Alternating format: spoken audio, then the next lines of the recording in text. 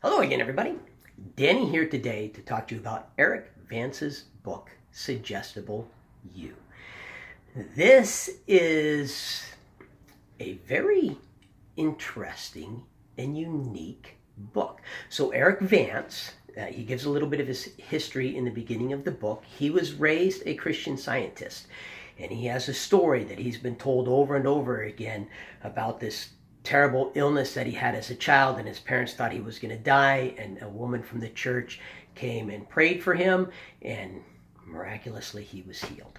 He, through reasons that he gives in the book, fell away and is no longer a Christian Scientist, but based on that history and other stories that he has heard, it has created a deep interest in him in our body's ability to heal and to fool itself.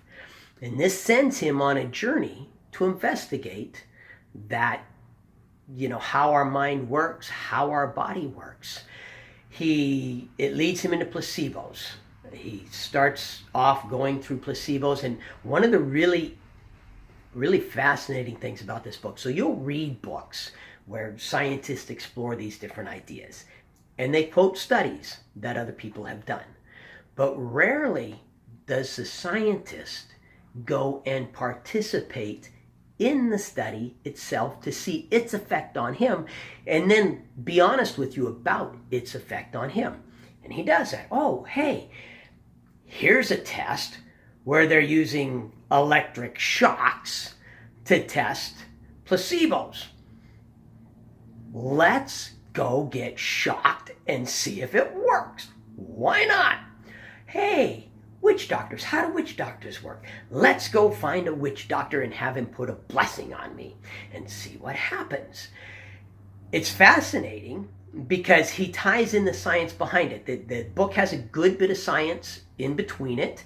So you really learn a lot about your mind, about how it works. Some stuff, I talked about a book earlier, and I can't remember the name of it, but he talked about how our memories are stored as a story that we tell ourselves, as a narration instead of as a picture like we think it is. He reiterates that. He goes through that and how with that process we are able to influence our dopamine. He gets very sciencey at times, quite sciencey, but then he interjects it with these stories. And it's not just stories about other people, it's stories about himself. He talks about placebos and the placebo effect. Then from there, he goes to nocebos, which are the opposite of placebos, and the nocebo effect. He does the same thing. Ooh, hey, let's go have a witch doctor put a curse on me. And my wife's pregnant. Perfect time, my wife's pregnant. Let's go have the witch doctor put a curse on me. Especially since it terrifies my wife. My wife doesn't want me to do this. She's worried that something will happen to the baby. And then he realizes later, wow, that was a really stupid thing for me to do. If something had happened to my baby, I, Erik Vance, know that it would have had nothing to do with the curse because I don't believe in that. But my wife would have blamed me for that for the rest of our marriage. So, that was a really stupid thing to do. And with some of the tests that he does on himself, you're just like, really? You were willing to put yourself through that? Wow, this is a subject that really, really interests you. From nocebos, he goes to hypnosis. And you learn a lot. And unless you've studied hypnosis, which I've never studied hypnosis, you learn a whole lot about hypnosis. Now, the final chapter of the book gets a little preachy. He goes through several different subjects. He gets away from the science portion of it. He talks about, do's and don'ts if you're looking for hypnosis.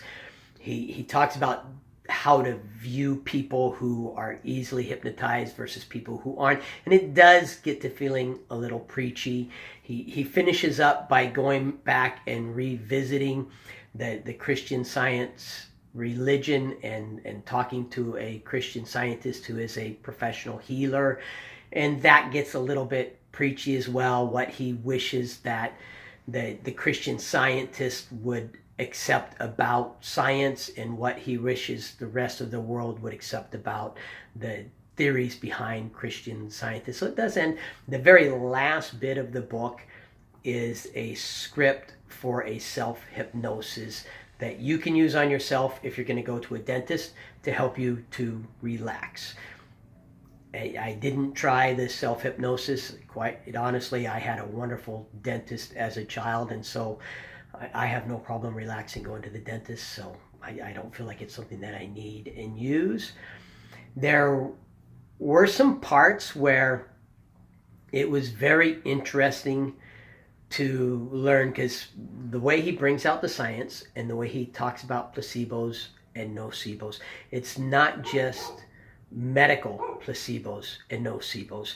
He talks about nutrition, which I'm into nutrition. I'm a bit of a health and fitness freak, and he talks about like green coffee extract, and I've been one of those people that when I read about whatever the latest greatest thing is, and I remember when green coffee extract was the latest great, oh, I want to get that, I want to try that, that's going to be the answer that I'm looking for.